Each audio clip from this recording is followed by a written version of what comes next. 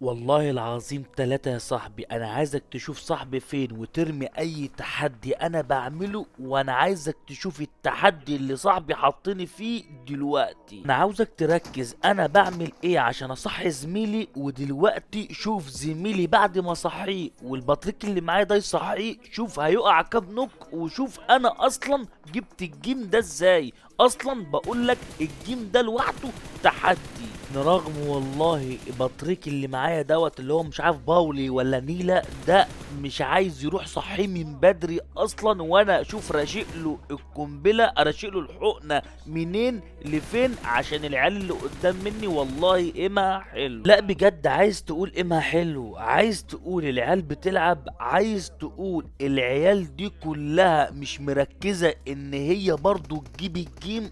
برضو كل ده حصل. بالله عليك بص بقى، صاحبي هيتنوك اهو.